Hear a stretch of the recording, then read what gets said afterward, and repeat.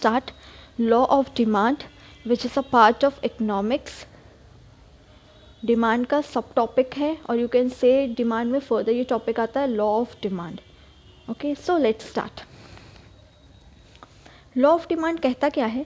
According to the law of demand, other things being equal, if the price of a commodity falls, the quantity demanded will rise, and if the price of a commodity rises, its quantity demanded will decline. देखो law of demand क्या कहता है मेरा, कि price के अलावा जो बाकी चीज़ें हैं, फॉर एग्जांपल हम लोग ने डिटर्मिनेंट्स ऑफ डिमांड में क्या क्या पढ़ा था? Income of the consumer, size of the population, taste and preference of the consumer, expectation about the future prices. ये सारे क्या है? प्राइसेस के अलावा ये सारे फैक्टर्स हैं जो डिमांड को डायरेक्टली और इनडायरेक्टली इफेक्ट डालते हैं. Okay, so these are the factors which directly और indirectly affects demand. So these are known as what? Determinants of demand. Okay, so ये सारे जो चीज़ें हैं other than price, other things being equal में हमारा ये सारी चीज़ें हमारी आ जाती हैं.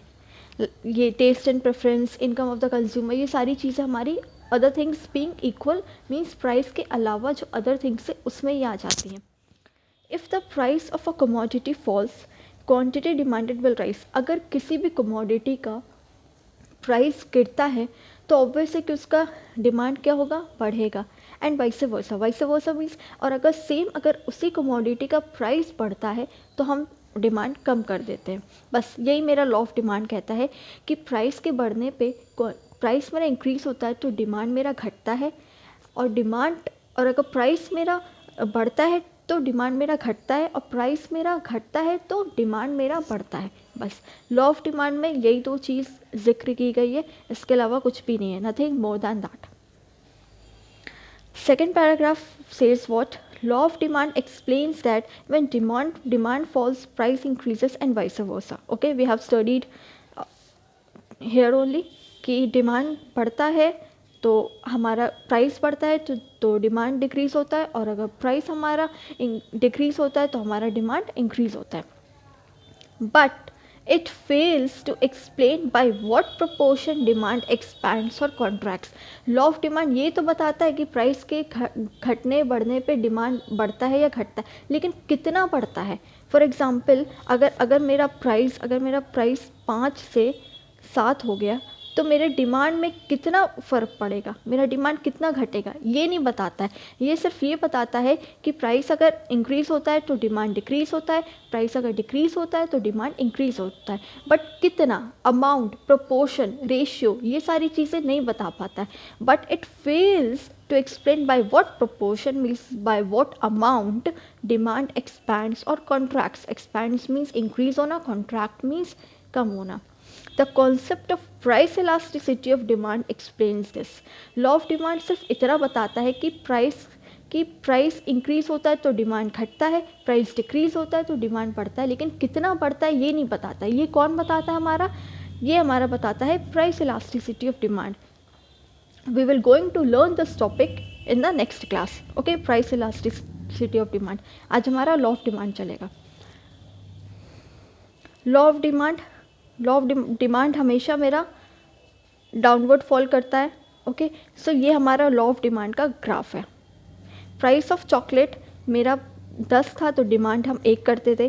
प्राइस मेरा 9 हुआ तो डिमांड हम 2 करने लगे, 8 हुआ 3 करने लगे, 7 हुआ 4 करने लगे. ऐसे ही मेरा क्या हो रहा है? प्राइस मेरा घट रहा है और मेरा डिमांड बढ़ रहा है. बस इसमें लॉ ऑफ डिमांड में इतना ही बता रहा है कि मेरा प्राइस मेरा घट रहा है और मेरा डिमांड क्या हो रहा है? डिमांड मेरा बढ़ रहा है.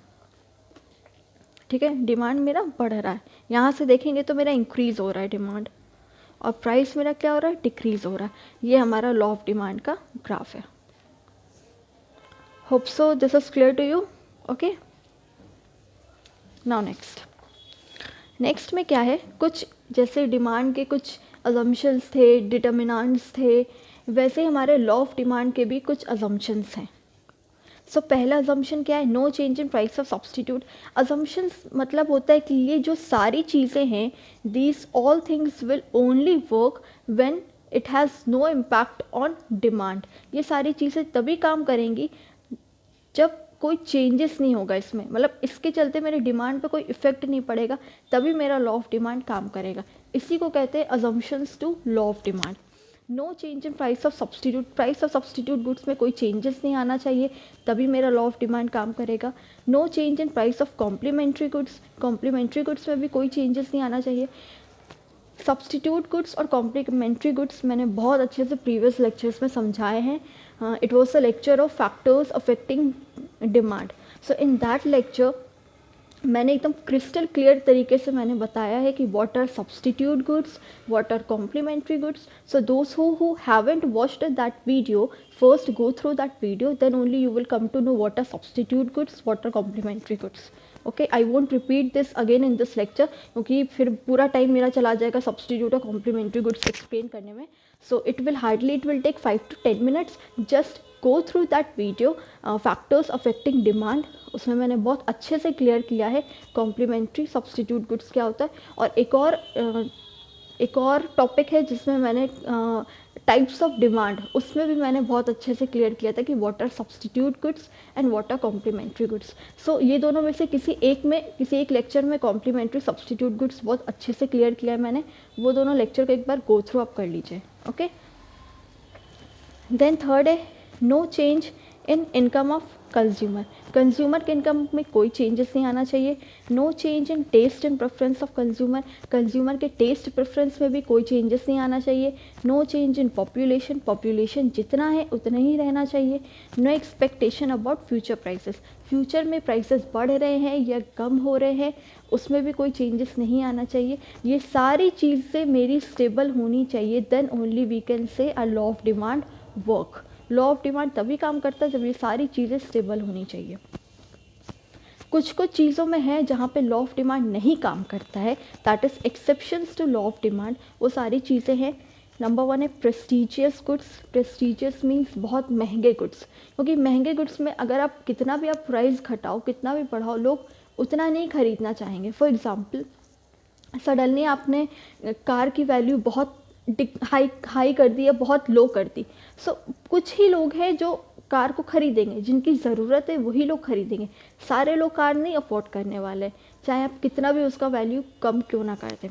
एक्सट्रीमली लो प्राइस्ड गुड्स जिनका प्राइस बहुत कम होता है, मतलब फॉर एग्ज़ाम्पल मैच बॉक्स इसमें ले सकते हैं हम. मैच बॉक्स हार्डली 2 रुपये का आता है या 2.5 रुपये का आता है. अब इसका प्राइस कितना भी बढ़ा दोगे, लोग उस अमाउंट में नहीं खरीदेंगे क्योंकि उनकी उतनी नेसेसिटी नहीं है.